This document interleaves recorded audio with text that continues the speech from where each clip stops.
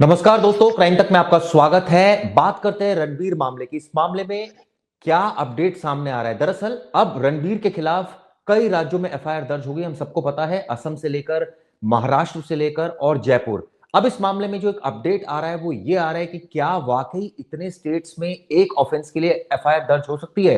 अलग अलग स्टेट में किस तरह से पुलिस इन्वेस्टिगेशन करेगी, क्या कानूनी पहलू रहेंगे, इन तमाम मुद्दों पर बात करने के लिए हमारे साथ दिल्ली हाई कोर्ट की सीनियर एडवोकेट सगुना गुप्ता मौजूद हैं।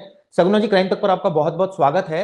आपसे सीधा सवाल पूछना चाहूंगा पहला, जिसमें क्या ये पॉसिबल है कि एक ऑफेंस के लिए अलग अलग स्टेट इस तरह से एफआईआर दर्ज कर ले? हमने देखा कि असम, हमने देखा महाराष्ट्र, अब हमने देखा जयपुर। ऑफेंस तो सेम ही है, 3 एफआईआर क्यों?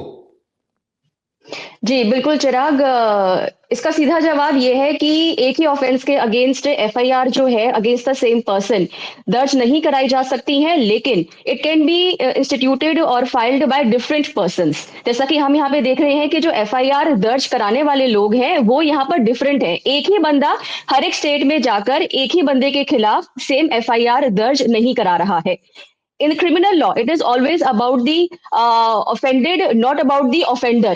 तो जो लोग जो है यहाँ पर offended फील कर रहे हैं, जिनकी भावनाओं को ठेस पहुंची है, कानून ये कहता है कि डिफरेंट स्टेट्स में जाकर वो डिफरेंट लोग जो हैं जिस जगह पे रहते हैं उस जगह पे जाकर उसी कॉज ऑफ एक्शन के अगेंस्ट एफआईआर जो है सेम पर्सन के अगेंस्ट दर्ज करा रहे हैं। हमने ये चीज पहले भी देखी है, आपको याद होगा श्री अर्नब गोस्वामी जी के केस में, जहां पर उनके ऊपर भी आरोप लगे थे, वहां पर भी उनके खिलाफ डिफरेंट स्टेट्स में एफआईआर दर्ज कराई गई थी। उस टाइम भी उन्होंने सुप्रीम कोर्ट में एक पिटीशन डालकर सारे ही मामलों की सुनवाई के लिए एक जगह सुनवाई हो, इसके लिए बेंच के आगे गुहार लगाई थी। सिमिलरली इस केस में भी अब जो किया है रणवीर अलाहाबादिया ने थ्रू हिज काउंसिल कि सुप्रीम कोर्ट में एक पिटीशन फाइल की गई है, जहां पर ये दरख्वास्त की गई है कि सभी मामलों की इन्वेस्टिगेशन एक ही जगह पर कराई जाए। तो लॉ में ये परमिसेबल सिर्फ तब तक है जब तक कि एफआईआर दर्ज कराने वाले जो व्यक्ति हैं, जो अग्रीव्ड पार्टी है, वो डिफरेंट है। नहीं, लेकिन सगुना, इसमें एक चीज और भी मैं जानना चाहूंगा आपसे। आपका कानूनी अनुभव बहुत ज्यादा है। ऑफेंस तो एक ही किया है, तो क्या ये माना जाए कि हर एक शख्स ये कहे कि मेरी भावनाएं भी आहत हुई है? ऐसे तो इस हिसाब से तो बहुत सारी एफआईआर दर्ज कर सकती है हर स्टेट, हर यूटी एफआईआर दर्ज कर ले इस हिसाब से। तो ये तो बहुत मुश्किल हो जाएगा किसी भी एक्यूज्ड पार्टी के लिए इसको डील करना। तो ऐसे में कानून जी क्या बिल्कुल। कहता है? जी, अक्यूज्ड पार्टी के लिए मुश्किल है डील करना, और इसीलिए सुप्रीम कोर्ट में ये पिटीशन लगाई गई है, जहां पर जो उनके काउंसिल हैं उन्होंने सुप्रीम कोर्ट से ये दरख्वास्त की है कि सभी एफआईआर को क्लब कर कर एक जगह पे कंसोलिडेट कर दिया जाए और एक ही प्रोसिक्यूशन जो है वो सभी कंप्लेंट्स के अगेंस्ट इन्वेस्टिगेशन करे, ताकि अक्यूज के लिए भी आसानी हो। और वहां पर भी जो जजमेंट साइट की गई है वो श्री अर्नब गोस्वामी जी की जजमेंट ही साइट की गई है, जहां पर तब के जो चीफ जस्टिस ऑफ इंडिया थे डीवाई चंद्रचूड़ जी, उन्होंने इस पिटीशन को अलाउ करते हुए सारी एफआईआर को कंसोलिडेट किया था और मुंबई में इन्वेस्टिगेशन को जारी रखने की प्रक्रिया को आगे बढ़ाने की सहमति दी थी। अब देखते हैं कि सुप्रीम कोर्ट इस बार जिस बेंच के सामने ये मामला है वो इस पर अपनी क्या देता है प्रतिक्रिया और क्या रुख अपनाता है, और किस तरीके से इस पिटीशन को, उनकी इस एप्लीकेशन को डील किया जाता है। तो क्या ये माना जाए कि अगर मान लीजिए मुंबई पुलिस को ये परमिट कर दिया जाता है तो फिर इन्वेस्टिगेशन सिर्फ मुंबई पुलिस करेगी इसमें? जी, एक एक एक पर्टिकुलर स्टेट की पुलिस को जिम्मेदारी दी जाएगी कि वो उस इन्वेस्टिगेशन को हैंडल करे, और इनपुट जो है वो डिफरेंट स्टेट से लिया जाएगा, जहां जहां पर एप्लीकेशन, माफ कीजिएगा, जहां जहां पर एफआईआर जो है वो दर्ज की गई है, किन धाराओं में एफआईआर दर्ज की गई है, क्या सेम धाराओं में एफआईआर दर्ज की गई है, सारे स्टेट से वो इनपुट लेकर एक ही जगह पर इन्वेस्टिगेशन को कैरी आउट किया जाएगा।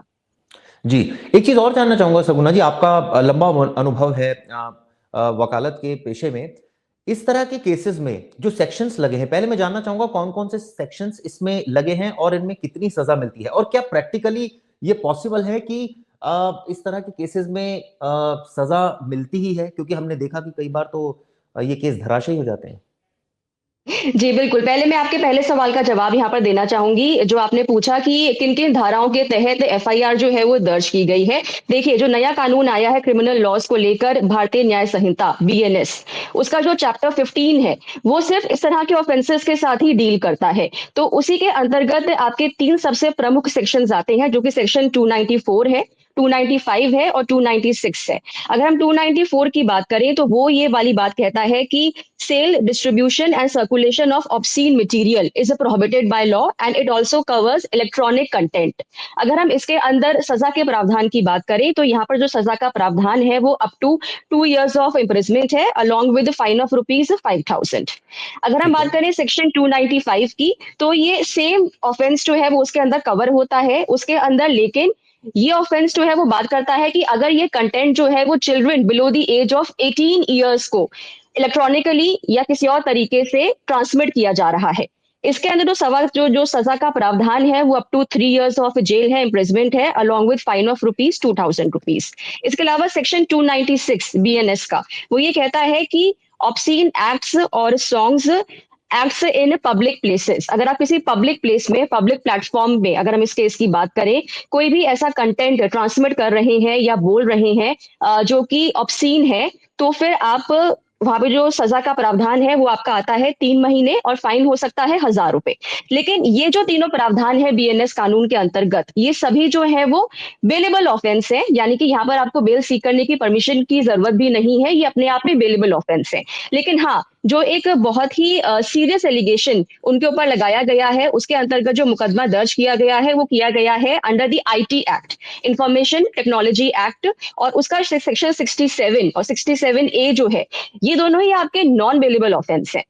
सगुना जी, ये बताइए जो तीसरा सेक्शन है वो क्या परमिट करता है, वो सेक्शन क्या डिफाइन करता है और उसमें कितनी सजा है?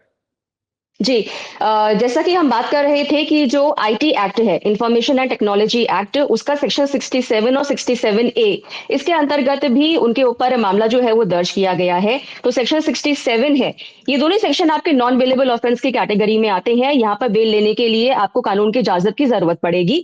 तो सेक्शन 67 है आईटी एक्ट का, वो ये कहता है it deals with the punishment for publishing और transmitting obscene material in electronic form. और जो 67A है वो हमारी बात करता है पब्लिशिंग और transmitting material containing sexually explicit acts और कंडक्ट। तो ये जो दोनों धाराएं हैं ये काफी सीरियस ऑफेंस के अंतर्गत आती हैं, और इसके तहत अगर कार्रवाई की जाती है और अगर जो अक्यूज्ड है उसको गिल्टी पाया जाता है तो इसमें इम्प्रिजमेंट है जो कि 3 साल तक की जा सकती है, फाइन अप टू 5 lakhs है, और 67A के अंदर जो इम्प्रिजमेंट है वो 5 साल तक दी जा सकती है, और जो उसमें फाइन है वो बढ़ के 10 लाख रुपए हो जाता है। सगुना जी, मैं ये जानना चाहूंगा कि जो बीएनएस की तमाम धाराएं लगी जिसमें आपने एक एक सेक्शन एक्सप्लेन किया, आईटी एक्ट और ये दोनों सेक्शन क्या पैरेलली चल सकते हैं कि ये जो ऑफेंस है ये क्या पांचों धाराओं में कवर हो रहा है या सिर्फ ये दो धाराएं भी तो काफी है आईटी एक्ट की?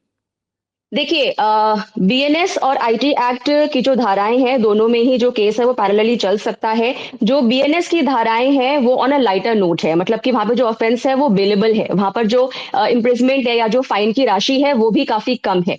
इसीलिए यहाँ पर आईटी एक्ट, जो कि खासकर जो ये कानून बना था, ये इसी चीज को दिमाग में रखकर बनाया गया था कि जिस तरीके से जो डिजिटल कंटेंट है वो आजकल काफी लोकप्रिय हो रहा है और लोग वहां पर अपनी मनमर्जी करते हैं।